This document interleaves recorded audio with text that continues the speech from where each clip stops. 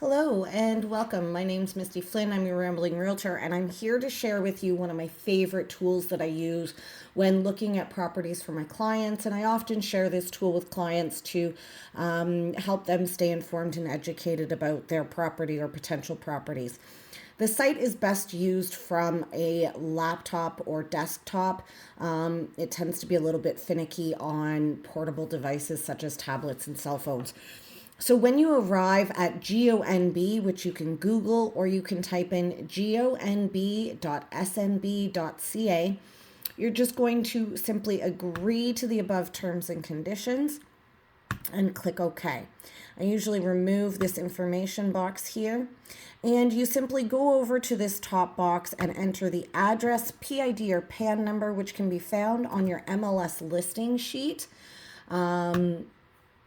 And it'll automatically zoom into the location that you're searching.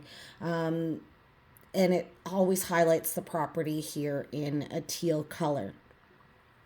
Some of my favorite reasons to use this is clicking on the layers box, and by doing so it'll show you the buildings, the parcels, the flood information, wetlands, as well as different topography images, which is very handy for those who are especially for those who are out of town perhaps. The other thing I like to use is the base map gallery, so I can toggle between a real live image, almost a Google Earth type image, or again, different topography type results. So it almost always tends to highlight or start on the topography one. And then there's also this draw app. So I really like using this one when I want to try to measure something. So going down here, I often select one of these so that I can highlight the outline as well as the color. So just selecting this pink one here. And then I always like to show area measurement. Perhaps I'm trying to get the acreage of the property. And then of course you can also show perimeter. So what you do with this tool is you simply click on the different corners of the box, click, drag, and then just keep clicking to kind of change the shape. Of course, this is all just approximate information. Nothing's concrete here. Always recommend getting a survey done. But once you're done collecting your shape, you double click on that and it tells you that it's approximately 31.2 acres. So that's one of the great resources that I like using this for. And then should you want to print this off, perhaps you want a text on here, add text to this or pinpoint certain things that you pointed out. And you can also just do this ruler. So for example, let's just go ahead and put, perhaps I want to mark off this particular area and I want to see how far the river is from that particular area. So I would click here. I might change it to feet.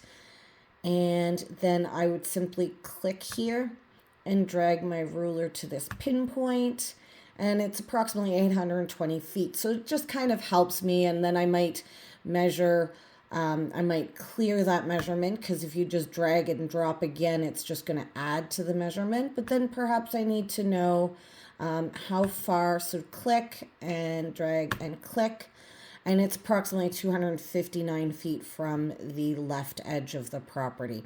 So just kind of to help me pinpoint certain things, that's something I might do. But I want to take us back for a moment to the layers tab, because this is probably one of the best resources that I do. I know, for example, I'm just going to go back to my draw to clear all that so that we have a better image. And again, going back to the layers tab here, I might click water, and that'll just highlight the water. And so it shows me that there is water on this particular property. But I want to know if there's any flooding. Give it a moment to populate. So there doesn't appear to be any changes when I click this box. So that tells me that there's no flood areas in there. However, if I go ahead and I click this wetland, Then all of a sudden I see, the just changing back. So the water has now changed to a wetland, and there's an outline of this purple line all around it. This is known as a 30-meter buffer between the wetland and the 30-meter buffer. And so what that means is often there are regulations, rules, or restrictions around building within this 30-meter buffer as well as within this wetland.